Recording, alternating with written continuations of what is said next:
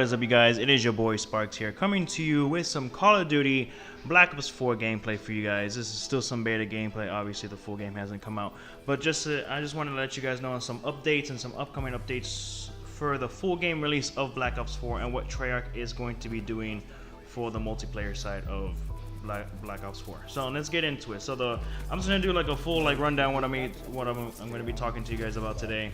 So it's gonna be the fog of war and minimap awareness. We're also going to be getting some tac deploy and spawning fixes. We're also going to be getting some body armor and some gear changes. And we also got like the UI fixes and loadouts and kill cams. You know, the small little stuff. So let's get into like some of the big important parts here. I'll put the full link of the Reddit post down in the description. Hopefully I remember. This works. You already know what to do. But let's get into it. So this one's about the fog of war and minimap awareness. So if you guys remember in the beta, the fog of war gave you like a 360 like look of what was around you. Like an enemy could be behind you and you can see a red dot like around you, and you could even know, and you'd even know they were there, but you could tell that they were there just by the fog of war. You know, it wasn't like I guess in a traditional Call of Duty, you know, the red dots would be in front of you. I don't know. But the fog of war was a big problem, for some people, because it gave some advantage towards, the player by itself. So this is what Treyarch has said and what they're going to fix about the fog of war. So the full reveal circle will be removed as default functionally, and then the standard reveal area will be a cone that reflects the player's field of view. This will continue to always be blocked by solid objects in the game, so it can never be used to see through walls. So yeah, the fog of war, you can see through walls. It gives you a 360 like vision of everything on the minimap, not obviously in game, but on the minimap. So now it's just gonna give you like just a straight, like wherever you're looking, it's just gonna give you like that little vision glimpse or whatever, I guess. I don't know. And you cannot see through objects. So if you're trying to look through a wall, it's not gonna help. I mean, it's not gonna help or work. So that's just what it is. We're moving the full reveal circle to the Team Link perk. So Team Link just got a lot powerful. Team Link, it's a perk that I think is in the perk 3 spot. It can allow you to see your teammates through walls, so you know exactly where your teammates are at, and you'll get that full circle reveal with the Team Link perk. This way, players who want that create power will need to spend a point in the create class system to get it, and compete with the choices for other powerful items.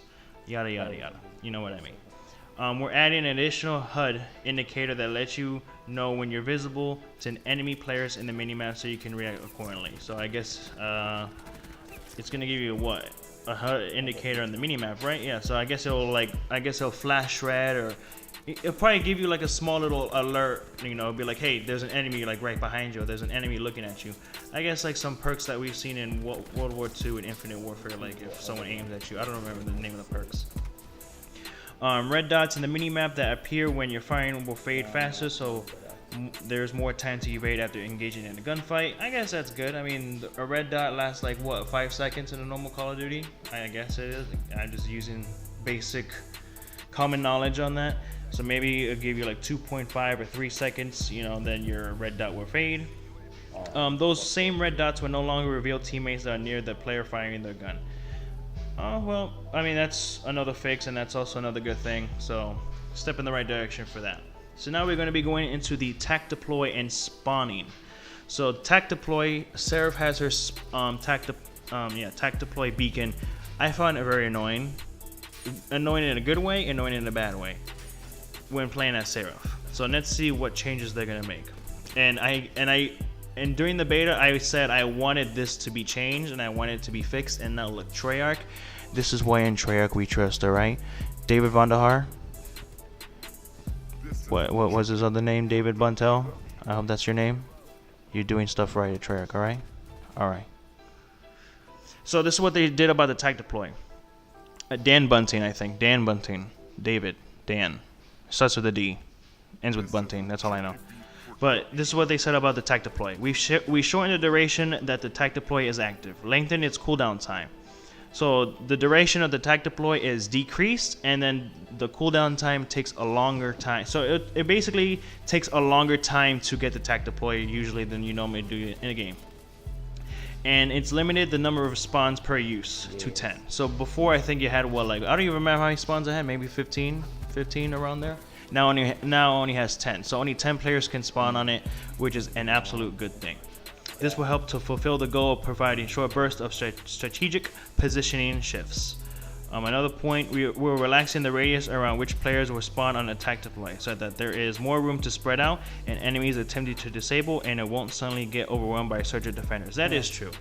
Like when you spawn an attack deploy beacon, sometimes you're just spawning and then you immediately get killed. Like it's legit spawn die. Like if a smart player puts it on the enemy spawn, you're good. But if you put it on, let's say if you're playing domination and you put it on B, and the enemy team has B, and you practically, I don't think the enemy team is gonna not destroy it. They're just gonna let it get through and just kill you again and again and again. So that's what they probably did. We're adding notification to the death cam, where camera breaks into third person when you die, that displays when a attack deploy beacon is active and whether there is danger nearby, and another notification that appears in the game HUD after you spawn an attack deploy. Alright, so as you can tell, Black Ops 4 is stirring more into that, tactical, strategic, team-based gameplay. So it's gonna give you, so I guess when you die and you go into, the kill cam, instead of you being in first person, it's gonna break into third person, and it's gonna show you if there's any enemies around the attack deploy, so you know if you're safe or not. That's good. So the last major thing about this thingamajig, about this Reddit post, about this update, is the body armor and the gear. Obviously, body armor in Blackout is so important. All right, body armor is extremely important in Blackout. But here in multiplayer, it was kind of broken in the beta. So let's see what changes that they made. Explosives should shred through armor. In the beta, sometimes, let's say you had a Hellstorm missile. Sometimes if you had a Hellstorm missile and someone had body armor, you can land that Hellstorm missile right on top of their head and they wouldn't get affected by it. They wouldn't budge, I think you would get a hit marker. I don't know if you get a hit marker or not, but they just wouldn't budge. They wouldn't do anything, which kind of sucked. So that's fixed. That's fixed. So explosives should do damage to armor. It's not like another flat jacket. That's dumb. Damage is not reduced by armor rather than completely deflecting by it. So obviously, armor is, I guess it still be good to use, but now it has decreased, health. Some of the player feedback from the game: when fighting against a player with armor was cranked to 11 and made it feel a lot worse than it actually was. So we're adding to reduce to feel less annoying. That's good. Sometimes, I really didn't run into people that use body armor. I really didn't. It was only like if you had the custom created class that Treyarch made, but you really didn't run into many people. But when they did, it was kind of annoying because it legit, that one extra bullet meant either you're gonna win that gunfight or they're gonna kill you like that. We've added a 25% bonus score reward for every kill against players with armor to help feed your score streak meter. That is a good change. I think I saw that in the beta as well. I think they made that during the beta, but that was a good change. We're also experimenting with a number of ideas to better support its role while also making it less appealing to highly aggressive players. For example, impacting certain aspects of movement, speed, or protection coverage area. At the end of the day, Treyarch wants to make every single gadget, every single gear, every single gun, everything in Black Ops 4. They want to make it to a point where it's not overpowered, but it's not underpowered. They want to make it feel like, oh look, it's a grenade, but this grenade will give you a hit marker every time. No, they want to make it to a point where, hey, I can rely on this grenade almost like 80% of the time, or 70%, whatever, and it's going to be reliable, and I can trust on it.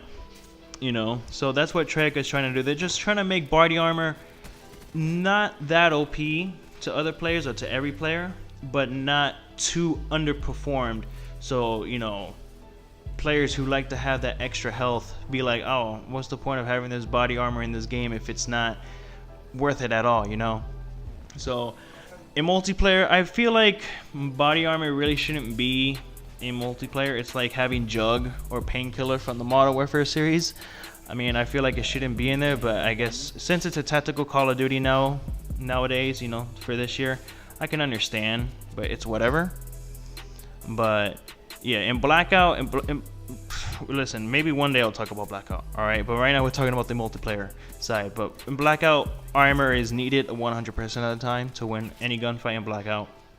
In multiplayer, like I said, I really didn't run into people who were using the body armor. So I don't know like what to say about that, because I really didn't run into I probably run into body armor like 10% of the time, but the 10% of the time I did run into it, it was annoying, just because it took like 1 or 2 extra bullets just to kill them, and that meant life or death for me.